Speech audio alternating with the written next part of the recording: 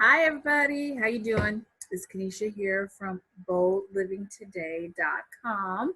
And so I had a great session last week with my great group of educators in the Leadership Lounge for Women of Color.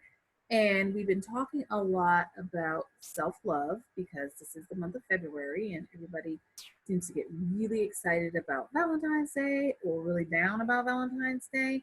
And I always talk about February if you are so inclined to get into the Valentine's Day kind of like extravaganza is to use it to put yourself on notice with your self-love habits.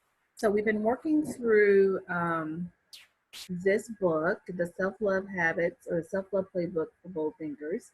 And it talks a lot about self-love habits, your own personalized self-love curriculum, how to love yourself better, how to do it when you think you're too busy to practice self-love, and really helping you get a better understanding of what self-love is, what it means for you, and what it can do for you.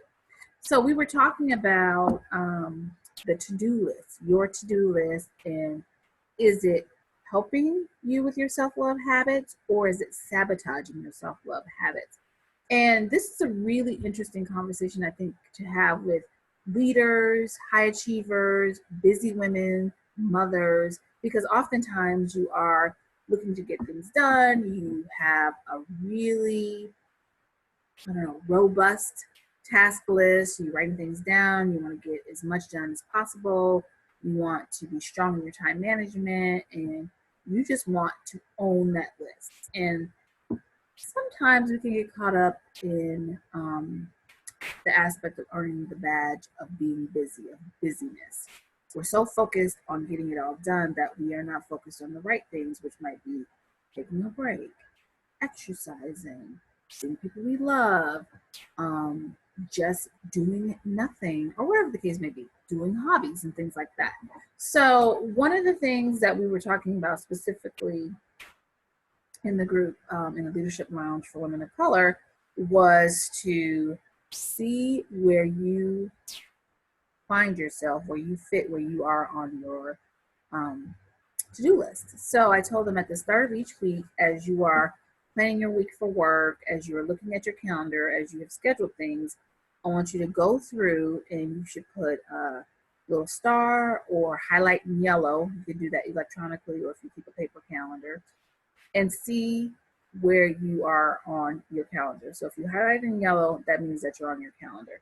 So things that pertain to you that should be on your to-do list on your calendar, going to get a workout, going to your wellness appointment, stopping to eat lunch, actually sitting down and eat lunch instead of inhaling it at your desk or sitting over the sink or, eating it friendly in the car, which, I did a bunch of that last week. So no bueno.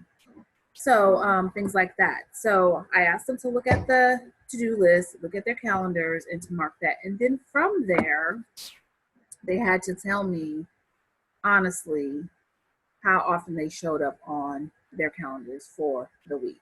And many times it was one or two things. You had a bazillion things going on from Monday through Friday, and you really only showed up for yourself one time. And it's such a humbling thing to say, I think I'm doing these things for myself. I think I'm taking care of myself. I think I am on top of things, but oftentimes we are focused on busy and we're not necessarily nurturing ourselves.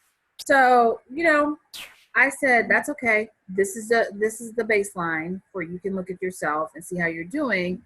And then I said we need to look at the list and kind of take off any distractors from the list. Anything that's making us feel like we should be doing it when it could easily wait. We can ask somebody else to do it or we can absolutely get rid of it.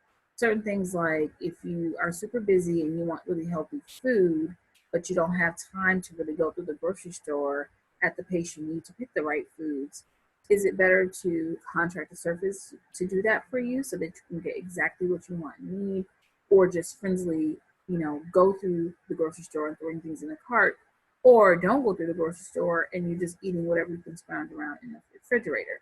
So sometimes we have to think about our time is valuable. We only have so much of it. We know we have a lot of things to do, but we still want to make sure that we are high on the list and we're a high priority for ourselves and our self-love habits and rituals.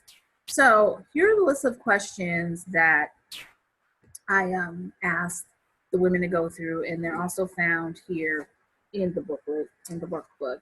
But you might want to grab a sheet of paper and write these questions down. So if you're analyzing your to-do list and seeing where you fall, you can use these questions as a way to assess gently and boldly.